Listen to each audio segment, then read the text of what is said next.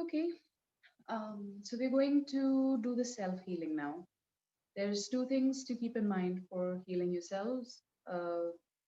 One, of course, don't cross your legs or arms. This, don't think you can see my legs right now. So, yeah, when you sit with your legs crossed like that, it's fine, but don't cross it like in a chair. Let me see if I can.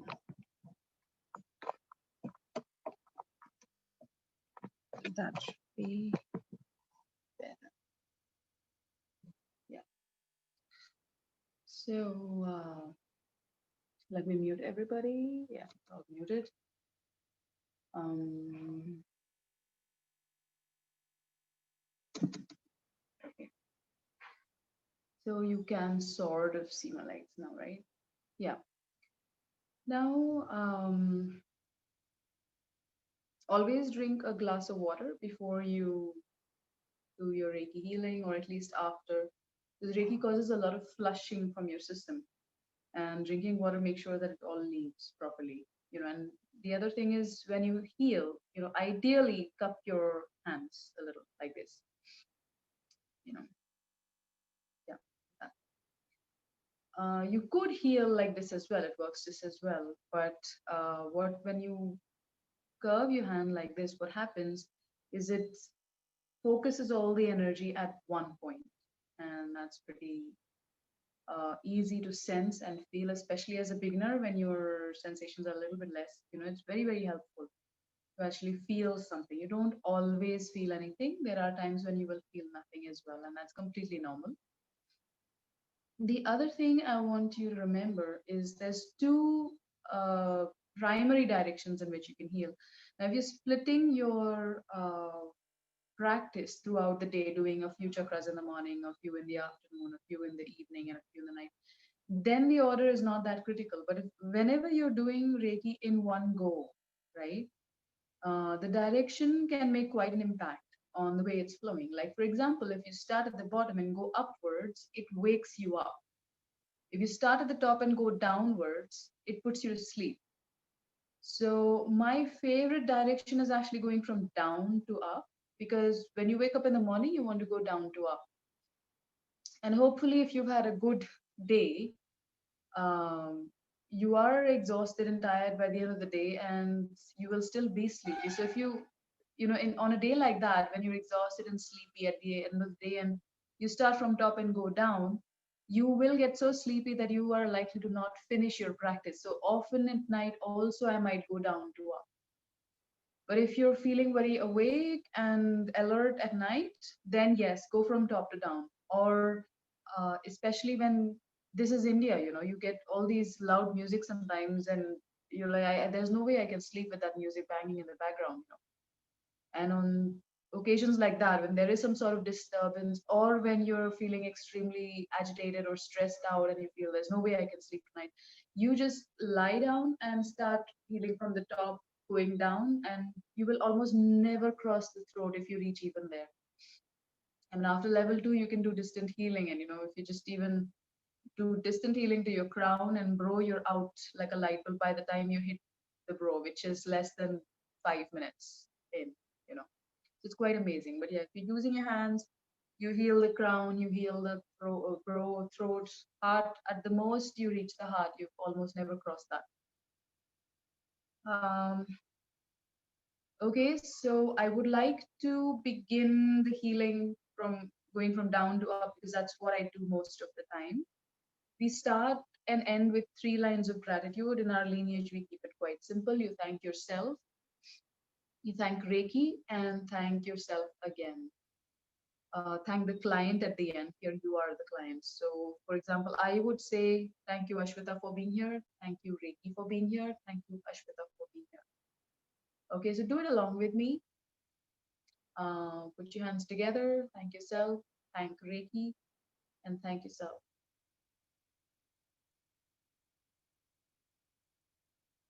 And when you're healing yourself, it makes sense to just touch your own body.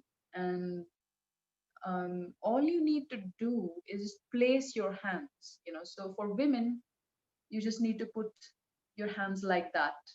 over your groin. You know, for men, it's like this on the thighs, but yeah, so that's what it's like. And people have this common misconception that you need to ask for something, you need to imagine something, you need to want something.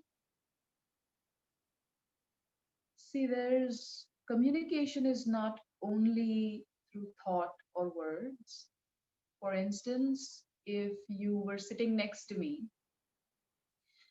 and maybe you were introducing yourself to the group and you went too far and I just tapped you on the thigh, you would understand that I'm asking you to, you know, enough now, stop. It's going, it's too long an introduction. Whereas if you had been sitting next to me and you were sharing a really painful incident from your life, if I tap your thigh, you understand. I haven't said a word, but just tapping your thigh, you understand. I'm trying to comfort you. If, on the other hand, you were waiting for someone to arrive to pick you up and you're busy looking down at your phone or reading a book and I tap your thigh, you know instantly that, oh, that person is here. So when a human being can interpret a simple tap, what makes you think that the universe cannot understand when you place your hands to do something? If you're placing your hands with the intent of doing Reiki, Reiki will flow. Intent directs the flow. And what you can do to make it far more powerful is to just pay attention. There are times you feel something, there are times you don't feel anything. When you don't feel anything, you can have your focus resting on the movement of your belly as you breathe. Okay, so we've been healing the root now. Just move it one by one to the hara, which is where it's a little bit below your navel, basically, where your belt would normally come.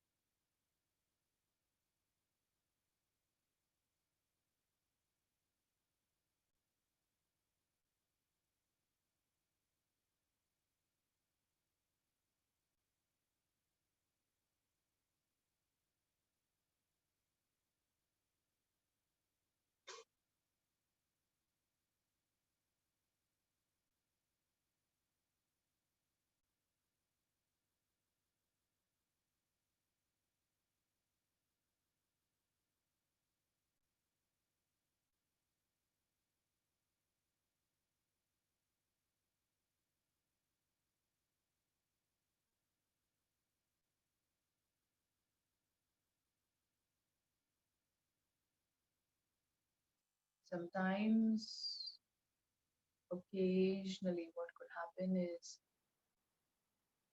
when you're healing a certain part of your body, the memories associated with this part can get released sometimes. So people often find when they begin Reiki practice that things that they've never thought of for years, a decade or more, sometimes suddenly pop up in your mind. So just observe it and let it go. It's just coming up to be released. That's all.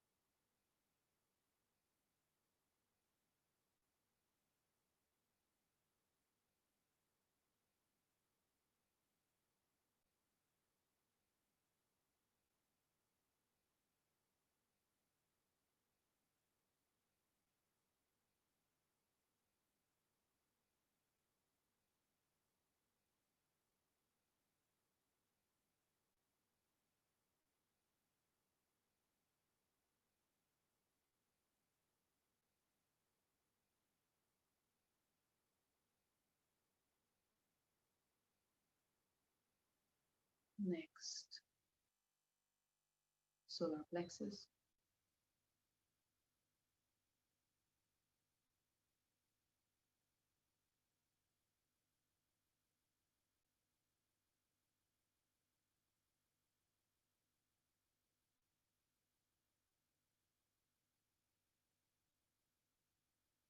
That's about 3 fingers above the navel. And oh, yeah, a lot of people tend to ask me, should I place the left hand over the right hand or the right hand over the left?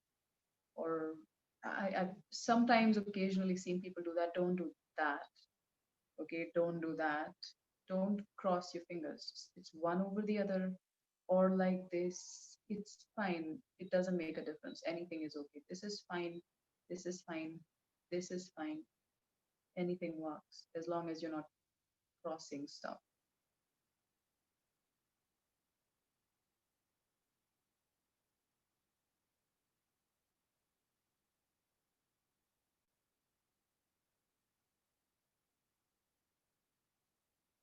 Every chakra is associated with a sound, every chakra is associated with a color, and also there are chants that enhance specific chakras.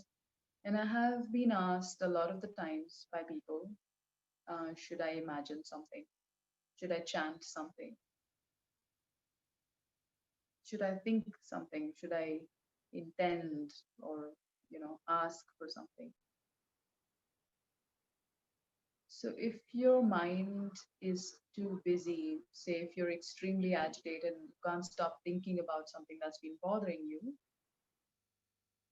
okay, use one of these tactics. Maybe it helps to imagine like you're healing the solar plexus. You can imagine a yellow colored sun and maybe chant the sound. You can keep your mind occupied if you like, but there is a downside to this. If you make a habit out of keeping the mind occupied, you will never get enough practice of stillness and to just be quiet. You need practice if you want to learn to be steady, you know. Just like if you started to learn art today, if you started to learn drawing or painting, your hand wouldn't be so steady at the start. You can't even draw a proper straight line without wavering. It would take you months, maybe years, to develop a level of efficiency and expertise, and eventually you can, if you look at professional artists, they don't even hold anything so close. They usually hold it at the, ed- end of the brush or the pencil, and that's how they draw. They draw like this, they don't draw like that, you know, because that's the level of control they've developed. So it's the same for your mind. When you begin, it's wavering all the time, it's shaking. And it's with practice that you can bring it to a level of total calm. It's practice, it's not luck, it's not something that happens by itself. Okay, next, heart.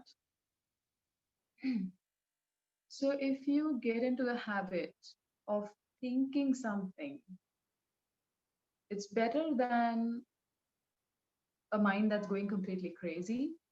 But if you make that a practice, it's going to stop you from dropping into total calm, you know. So what I recommend is, unless you're too agitated to have any self control, keep practicing. Bring your focus back to the sensations, whether there are sensations or there are no sensations. If you focus on the sensation that you feel, if you don't feel anything, just witness, okay, I'm not feeling anything right now. And if not feeling anything gets too boring, then you focus on your breath in the belly.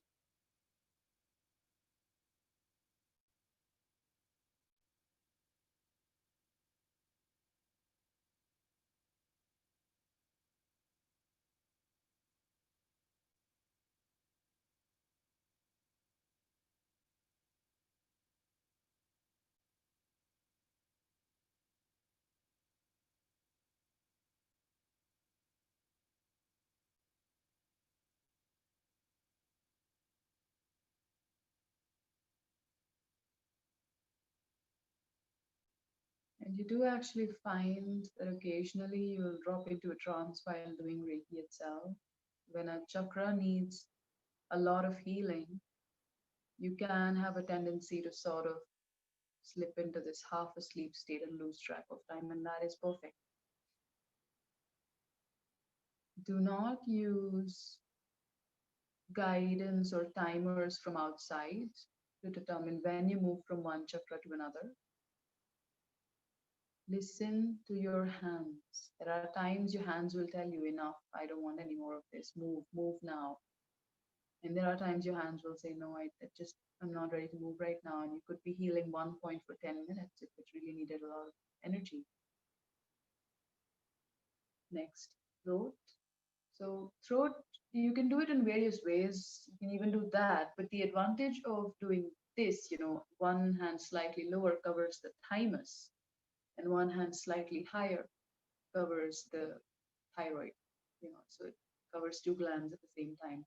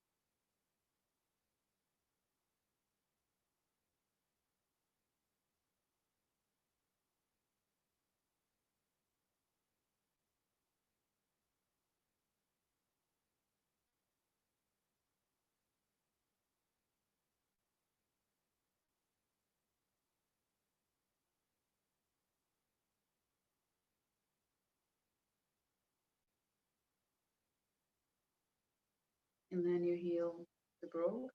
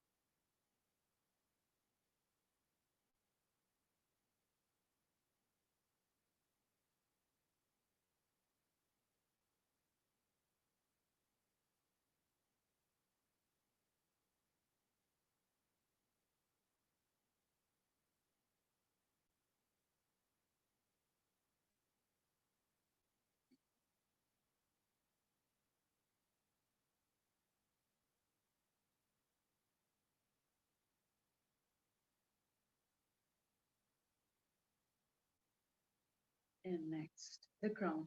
So you don't cover the center portion. Like I said, that's where the energy comes in. You place it slightly on the edge, like that.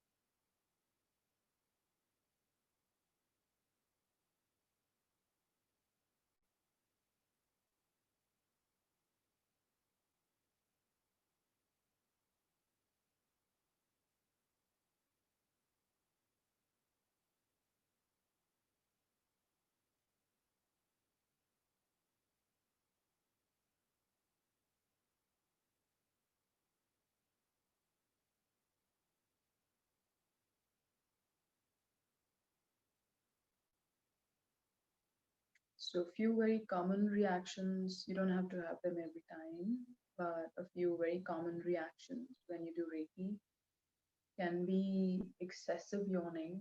That's usually when your lungs are releasing some blocked energies.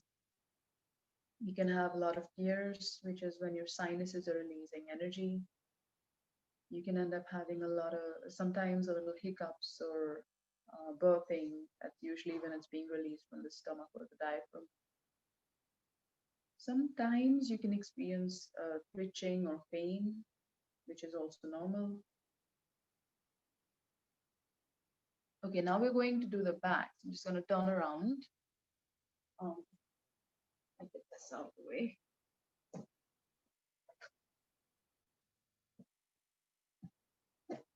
So the back of the roots. Don't put your hands on, don't sit on your hands. Just take it as far down as the seat goes.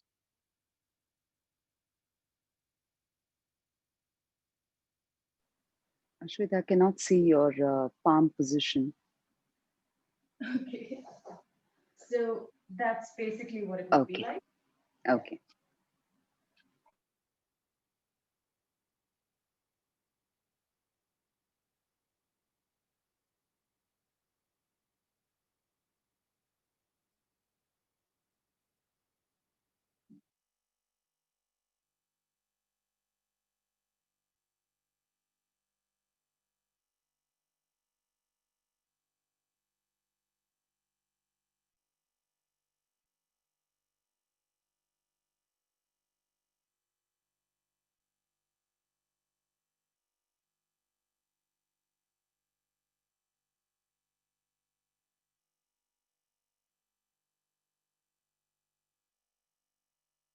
Next, back of Hara.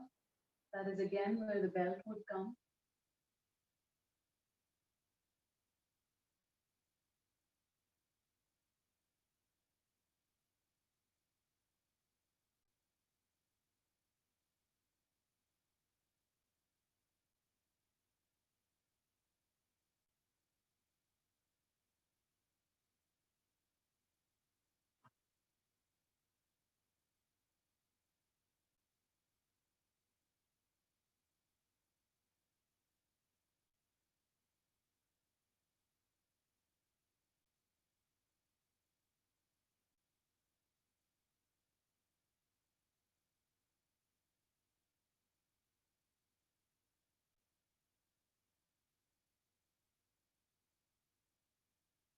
For most women, this is the most powerful point apart from the back of heart because this relates to self nourishment.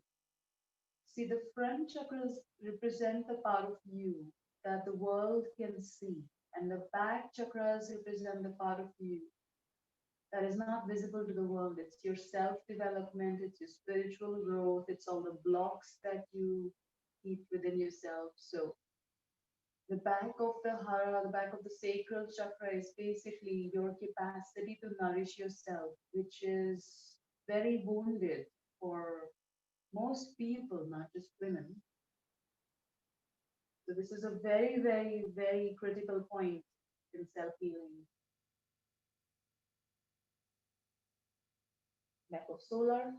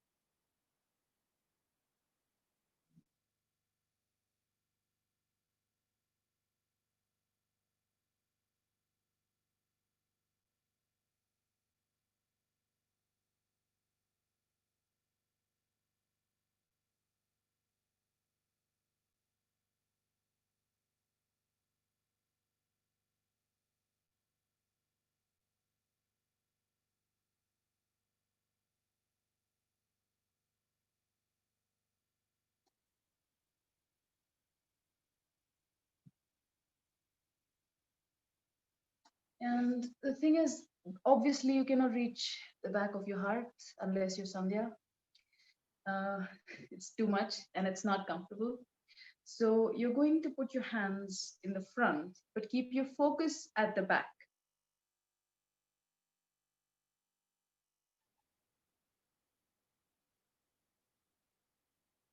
So even for the back solar plexus, if you're lying down and doing Reiki, if you're sick or something, reaching the back of solar plexus also can be quite painful. So for any point, if healing the back becomes difficult due to whatever reason, you can just keep them in the front, but keep your focus at the back. I find a lot of people trying to, make a shortcut Reiki by trying to heal both front and back at the same time. There are some teachers who teach you to, heal chakras like this. Look, shortcuts are shortcuts. You get shortcut results. I have not found. See, 23 years. I have explored. I have tried. I have not found a substitute for this self practice. I've tried distant healing, I've tried clubbing things. I have gone through a phase where I healed only the front chakras out of laziness. I was like, come on, it's just seven chakras. What's the need to heal front and back? And then over a month or two, I started to realize that the whole spiritual progress came to a grinding halt. And that's when I didn't understand why that was happening. And when I spoke to my mom, is when she investigated, she was like, obviously, you're skipping all the back chakras. That's where all your blocks are stored. So, everybody, when you heal only the front, everybody thinks you have an awesome life. But reality is completely different, and that's not being healed. So, you feel aloof and, like nobody understands me because nobody can, that part is unhealed. You are disconnected with yourself. So front and back chakras are equally important, and upper and lower chakras are equally important. If anything, I would say lower chakras are more important because grounding. You can overcharge the upper chakras. It can happen. But till now, I have not come across a single case where anybody managed to overcharge the lower chakras because that's how much our lifestyle pushes the energies upwards. Back of throat, so you just place your hands at the base of your neck.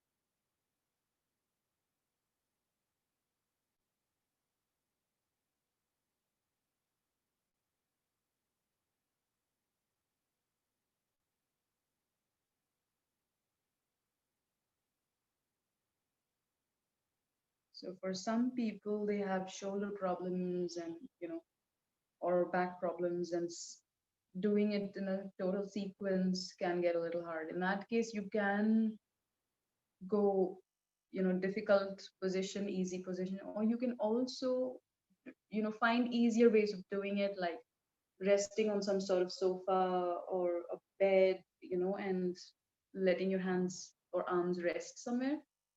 That's fine. Like there were times I used to heal my crown chakra like this, just crouching. So you don't have to have an absolutely straight back. It's not compulsory. Okay, back of bro, so just that at the back of your head.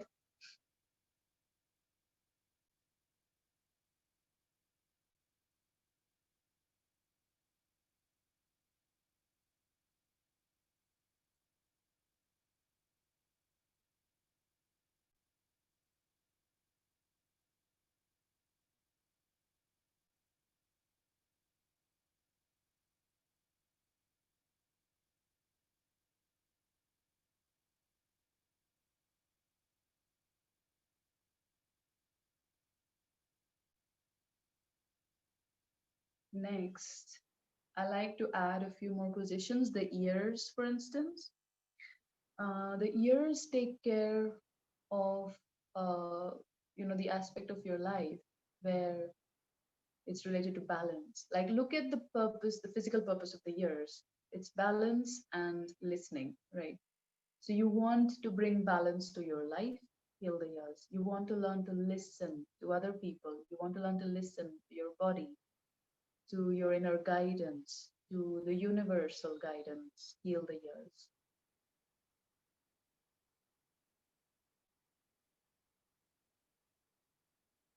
I've come across a few people who had ear problems or ear infections.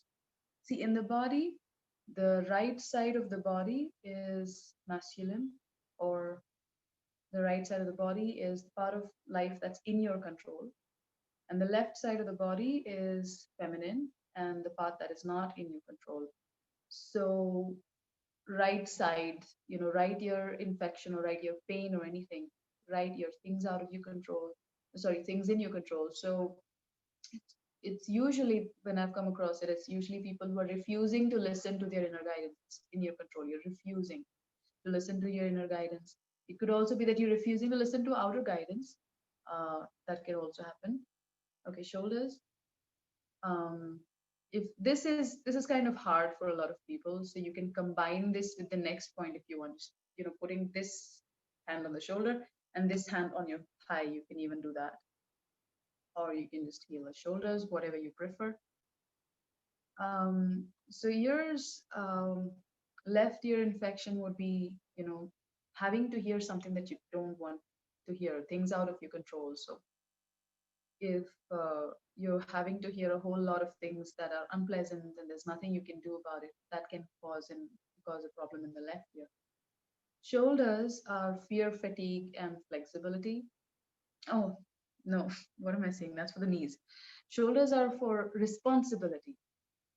um, the center portion of, this portion, when this gets hurt, it basically means you've taken on more load than you can carry in the world.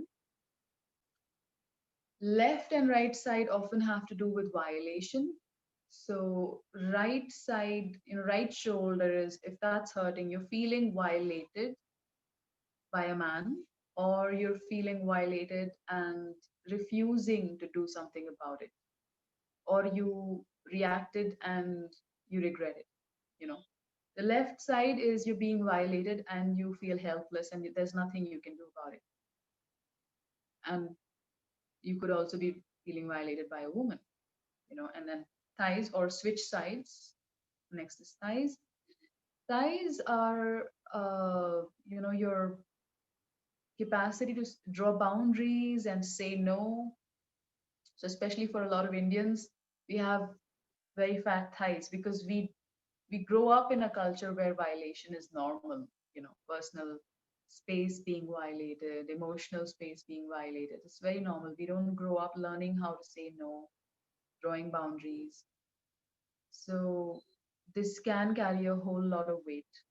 Um, Also, sexual trauma gets stored. So people with extremely large hips and large thighs could also be carrying, violation, sexual trauma like that. But here it is just incapacity to say no. Moving to the knees. So knees are fear, fatigue, and flexibility, like I said earlier.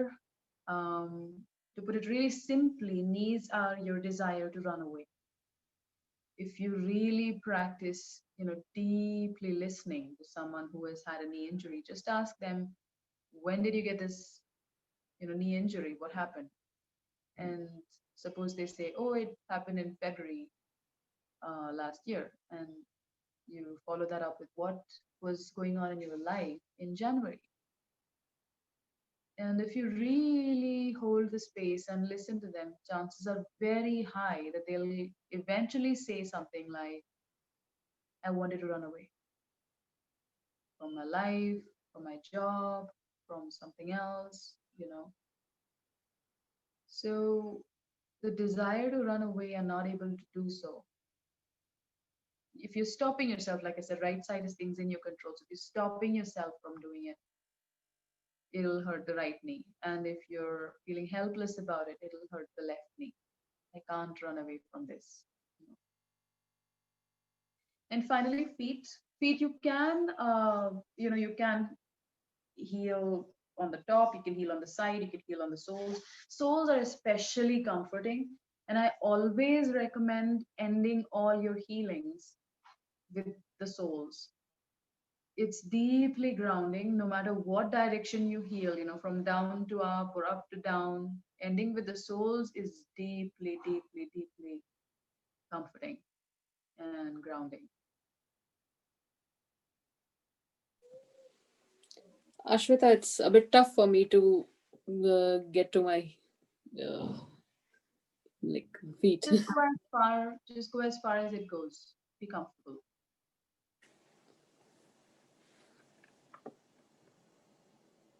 So the feet are basically direction of life. Um, Again, right side things in your control, left side things out of your control. So if you are holding on to a trauma that, maybe you made a decision that you regret. I mean, you chose a direction of your life that you regret. Like one woman decided to have a baby, and after having the child, she dropped her suitcase on her right foot, and she had a pain for 3 years. It just wouldn't go no matter what they did. And at the end of those 3 years, we were having a conversation, and that's when she realized, she was like, "Oh my God, I chose to have that child. I should never have. It was a bad, bad, bad decision." You know, the moment that realization came in, the pain disappeared. So either you've, made a decision that took your life in the wrong direction, or you are not able to make a decision because, like, sometimes you're stuck with two job offers. One is great pay but lousy work profile, and the other one is great work profile but no scope for growth and not much pay. Now that's going to leave you really torn. So you have to decide, but you don't know which one. So that kind of thing also can manifest as a foot problem. Left foot is things out of your control. So you're not able to make a decision. Suppose, for instance, your spouse is scheduled for a transfer, and and now you are not understanding what to do with your stuff. Like all your things are held up, or maybe you've applied for a job and they're taking their own sweet time getting back to you, and now you're helpless, you're stuck, you don't know, should I resign from here, should I not, what if I resign, and then what if I don't get that job, and it's just getting messy. Should I leave this house, should I end the lease with this current house because I have to move cities, or everything is stuck, but you can't move forward because things are not in your hands. So that kind of thing can lead to left foot issues. It does not mean that the problem has to go away for your pain to go away. It's just that you are resisting the problem. So becoming aware that, okay, this is bothering me and I'm making a problem out of it. That awareness itself can heal the issue. Okay, that's it. So you end with the three lines again. Thank yourself. Thank Reiki. Thank yourself again.